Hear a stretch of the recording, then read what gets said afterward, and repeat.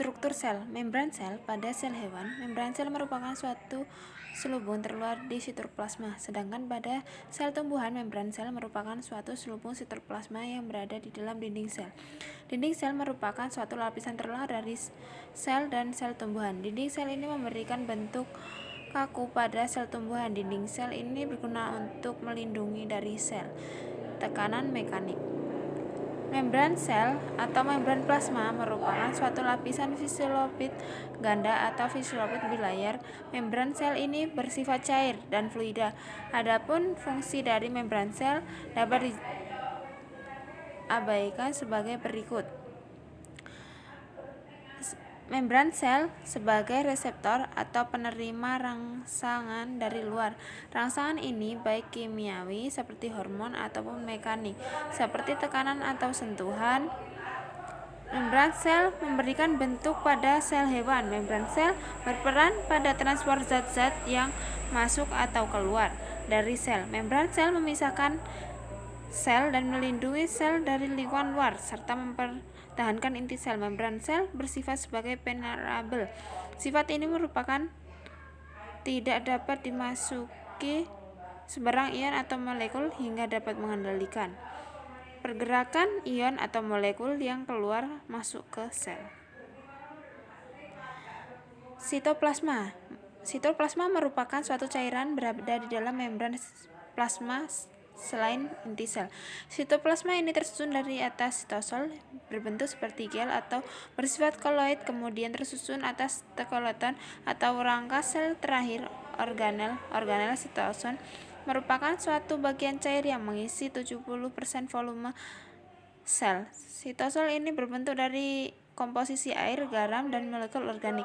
Skeleton merupakan suatu rangka seluler yang membentuk mikrofis aktif, filamen, intermediate, dan mikrotubulus.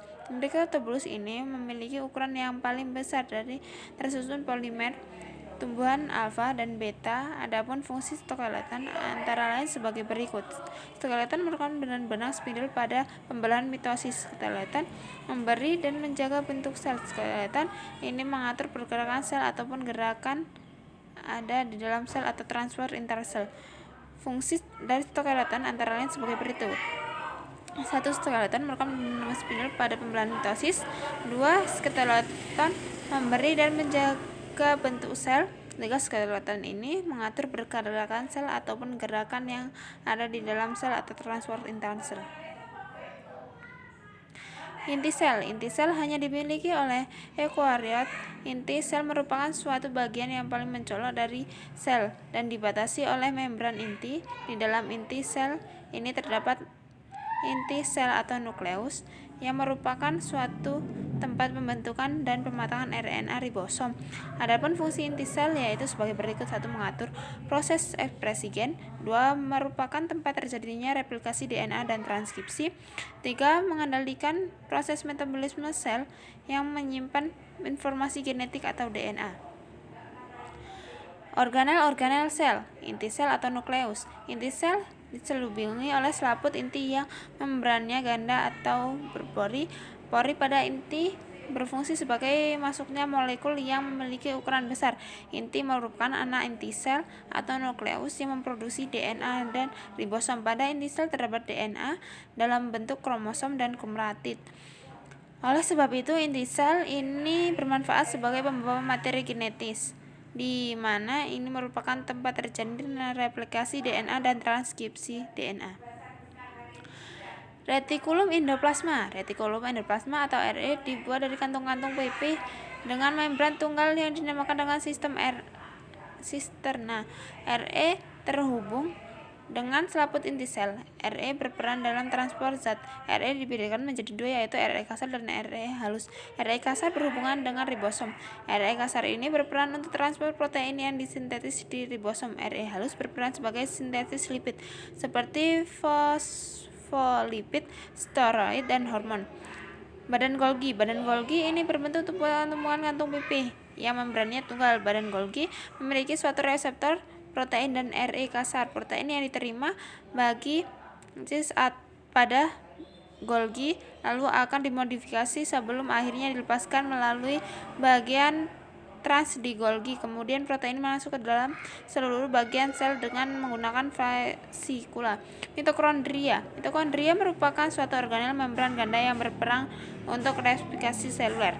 Membran bagian dalam mitokondria melekuk membentuk kristal. Membran dalam mitokondria ini memproduksi ATP. ATP merupakan energi seluler sehingga sering dinamakan dengan the powerhouse.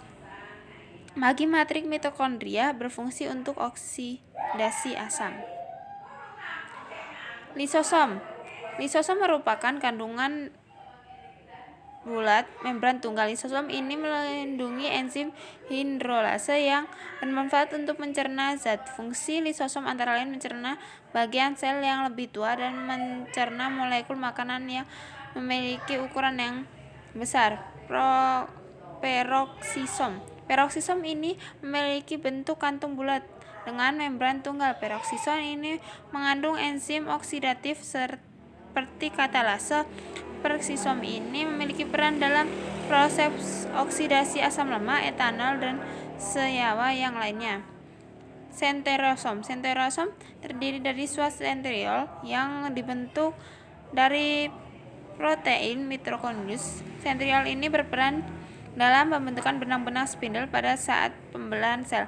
Benang-benang spindle ini memiliki peran untuk mengatur pergerakan dan pemisahan kromosom pada saat pembelahan sel. Membran plasma. Membran plasma ini terdiri dari dua lapisan fosfolid dengan protein dan rantai karbohidrat. Membran plasma ini memiliki peran sebagai penduduk pembentuk sel, pelindungan, pengatur pergerakan zat keluar atau masuk sel. Selain itu juga berperan untuk menjaga hemositasis sel.